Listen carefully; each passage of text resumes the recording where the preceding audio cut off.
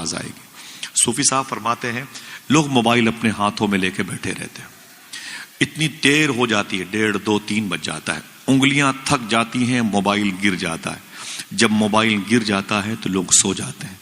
صوفی سلطان میں بولے لوگ تو سو جاتے ہیں لیکن مدینے والے آقا رات بھر تیرے درود کا انتظار کرتے رہتے, تیرے درود کا انتظار کرتے رہتے. دعا کرو اس مجلس کے صدقے میں اللہ ہم سب کو درود پڑھنے کی توفیق عطا فرمائے. درود پڑھا کیجئے, آپ سے گزارش ہے, درود پڑھا کیجئے. میرے 2 دوست ہیں, تقریباً 4 مہینہ پہلے دونوں دوستوں نے الگ الگ موقع پر آقا کریم صلی اللہ علیہ وسلم کو خواب میں دیکھا تھا. ایک الہ آباد علاقے کا ہے, ایک گونڈا لکھنؤ کے قریب کا ہے. سمجھ رہے ہیں آپ سنیں گے تو آپ کی روح ہل جائے گی. وہ کہتے ہیں کہ دونوں نے فرمایا میں نے حضور صلی اللہ علیہ وسلم کی زیارت کی تو حضور رو رہے تھے, حضور کی آنکھیں اشک بار تھی, حضور کی آنکھوں میں آنسو تھے.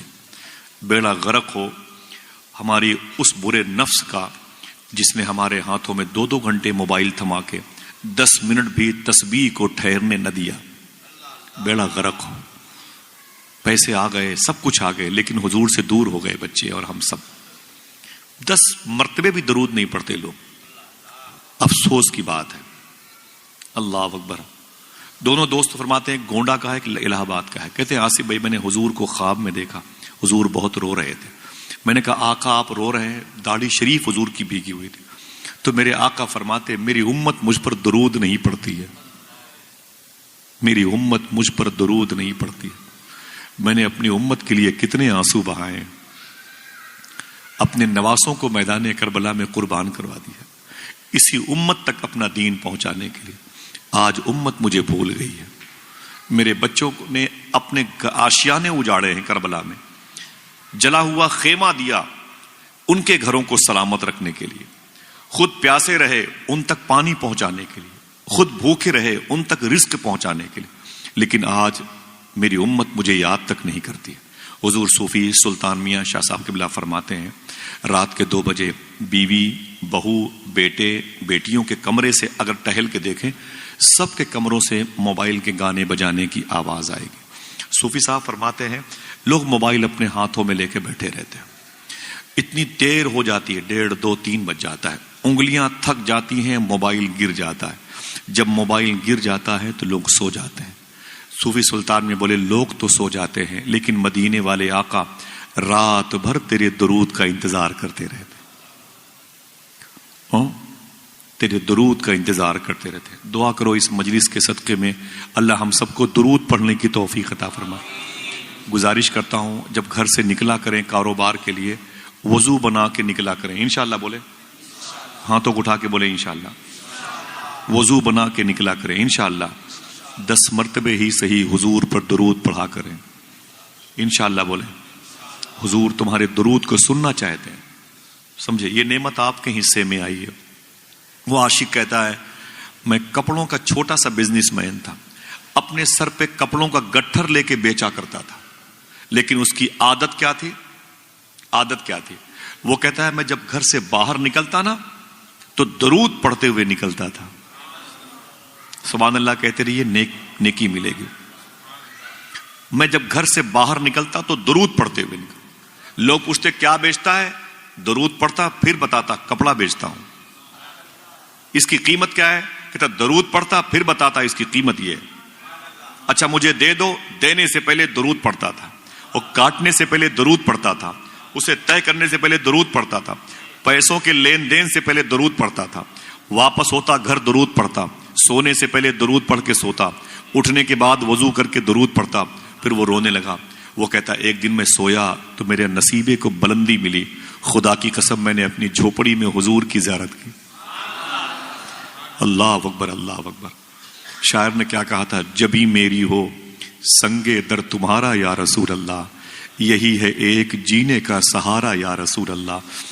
عرفان بھائی بڑا مبارک شعر کہا, یہی ہے ایک جینے کا سہارا یا رسول اللہ, دکھا دو اپنا چہرہ پیارا پیارا یا رسول اللہ, خدا کا جیتے جی کر لوں نظارہ یا رسول اللہ. دکھا دو اپنا چہرہ پیارا پیارا یا رسول اللہ, خدا کا جیتے جی کر لوں نظارہ یا رسول اللہ. وہ کہتا ہے میں نے اپنی جھوپڑی میں حضور صلی اللہ تعالی علیہ وسلم کا دیدار کیا. ہماری آنکھیں اتنی گندی ہوتی جا رہی ہیں نا, بہت مشکل پڑ جائے گا اب حضور کو دیکھنا. ایک دم ریئل, اس میں بھی شامل ہوں. بہت مشکل پڑ جائے گا حضور کو دیکھنا. سمجھ رہے ہیں آپ؟ اس دل میں بس چکی ہے تمنا گناہ کی, یہ دل نبی کی یاد کے قابل نہیں رہا. اللہ ہماری آنکھوں کو مسلمان بنا دے, آمین کہے. وہ کہتا ہے کہ میں جب سویا نا تو میرے خواب میں حضور تشریف لائے. محبت سے کہہ دیں. وہ کہتا ہے میرے خواب میں جب حضور تشریف لائے نا تو میں حضور کو دیکھ کے درود پڑھنے لگا. اب تک بغیر دیکھے پڑھتا تھا, آج تو دیکھ کر کے پڑھنا شروع کیا. اللہ اکبر. وہ کہتا ہے میں درود پڑھتا جاتا. تو اس کے بعد حضور نے کیا کرم کیا معلوم ہے؟ حضور نے کیا کرم کیا معلوم ہے؟ وہ غریب انسان تھا لیکن دنیا والوں کی نظر میں حضور کی بارگاہ میں کتنا مقبول تھا. وہ کہتا ہے کہ حضور نے دونوں اپنے ہاتھ مبارک کو آگے بڑھایا اور بڑھا کر کے میرے دونوں بازوؤں کو پکڑا, یوں پکڑا. جملہ سنیں, دل کہے تو سبحان اللہ کہہ دیجئے. وہ کہتا ہے حضور نے میرے دونوں بازوؤں کو پکڑا اور پکڑ کر کے اپنی طرف گھسیٹتے ہوئے ارشاد فرمایا, اے میرے عاشق, میں تیرے ان ہونٹوں کو چومنا چاہتا ہوں جن ہونٹوں سے تو مجھ پر درود پڑھا کرتا ہے. اللہ اکبر, اللہ اکبر. مدینے سے لوگ آتے ہیں, کھجور دیتے ہیں تو لوگ کھجوریں کھا کے گٹھلیاں جیب میں رکھ لیتے, گٹھلیاں اپنے ماں اور باپ کی قبروں پہ ڈال دیتے. زمزم لاتے ہیں تو پانی کھڑے ہو کے پیتے.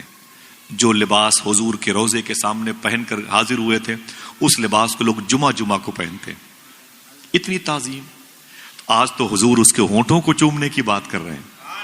اللہ اکبر, اللہ اکبر. ذرا ہاتھوں کو اٹھا کے بولو لبیک یا رسول اللہ.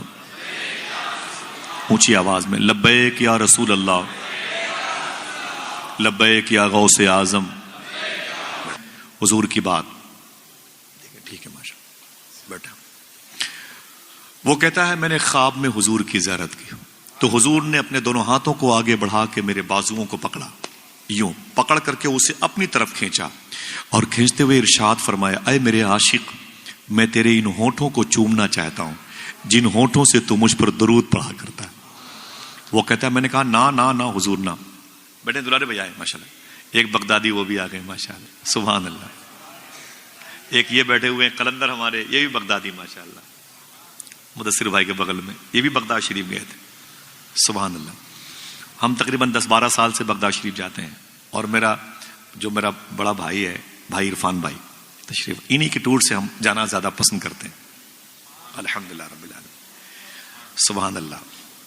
اور اب کی بھی انہی کے ٹور تھا, بس گروپ ذرا سا الگ ہو گیا تھا. بہرحال لیکن فیضان ان سب کے صدقے میں میسر آتا ہے. اللہ تعالیٰ سب کو غوث پاک کی باب الشیخ کی دہلیز کی زیارت کا شرف عطا فرمائے. کتنے لوگ بغداد شریف جانا چاہتے ہیں؟ ہاتھوں کو اٹھا کے بتائیں. چلیں گے بغداد شریف انشاءاللہ. بولیں, دل سے بولیں انشاءاللہ. ارادہ بنا لے. حضور غوث پاک نے اپنے خلیفہ خواجہ ابو طلحہ بغدادی سے ارشاد فرمایا تھا, اے میرے مرید, لوگوں سے کہہ دو میری بارگاہ میں آنے کا ارادہ کر لیں, آنے کا ارادہ کر لیں. اگر آخری سانس تک نہیں آ پائیں گے پھر بھی وہ میرے ہی مہمان رہیں گے. اور ہم اور آپ غوث پاک کی محبت میں تڑپتے بھی نہیں, روتے بھی نہیں. غوث پاک سرکار نے اپنی اسی خلیفہ سے ارشاد فرمایا تھا, اے میرے لاڈلے, اے میرے مرید, اے میرے خلیفہ, لوگوں سے کہہ دو, لوگوں سے کہہ دو. ایسا نہیں ہے کہ لوگ عبد القادر سے ملنے کے لیے تڑپتے ہیں. غوث پاک کا جملہ سنیں, دل گئے تو سبحان اللہ کہہ دیں. فرماتے ہیں غوث پاک, ایسا نہیں ہے کہ لوگ مجھ سے ملنے کے لیے تڑپتے ہیں, بتا دو لوگوں سے کہ میں بھی اپنے غلاموں سے ملنے کے لیے تڑپتا ہوں. اللہ اللہ. بولے ہاتھوں کو اٹھا کے لبیک یا غوث اعظم. اللہ بارگاہ غوث کی حاضری کی توفیق عطا فرمائے. جایا کرو, سوچا کرو, غوث پاک کو یاد کیا کرو, یہ سب اسی حاضری میں شمار ہے. ٹھیک ہے, بات ہوتی رہی انشاءاللہ. یہ درود شریف کا چیپٹر ہے, اسے سن لیں, اس کے بعد تھوڑی سی بات ہوگی انشاءاللہ. میرے آقا صلی اللہ علیہ وسلم فرمایا, میں تیرے ان ہونٹوں کو چومنا چاہتا ہوں. وہ کہتا ہے نا نا نا حضور, میرے ہونٹ بڑے گندے ہیں, ناپاک ہیں, آپ کے ہونٹ نوری ہیں, آپ کے کافوری ہیں. ہونٹ تو ہونٹ, جبریل نے آپ کے پیروں پہ اپنی پیشانی رکھی. آپ نبیوں کے سردار ہیں, آپ تو حسینان کائنات ہیں. دنیا کا سب سے بڑا حسن آپ کے حصے میں آیا. ایسا حسن کہ لوگ آپ کو دیکھ کے کہتے تھے تیرا حسن میری نگاہ میں بخدا خدا کی کتاب ہے، تیری بندگی تو الگ رہی، تجھے دیکھنا بھی ثواب ہے۔ نہ میرے آقا میرے ہونٹوں کو آپ نہ چومے۔ میرے آقا پھر فرماتے ہیں نہیں، میں تیری ان ہونٹوں کو چومنا چاہتا ہوں جن ہونٹوں سے تو مجھ پر درود پڑتا ہے۔ وہ کہتا ہے نانا حضور نہیں، رونے لگا۔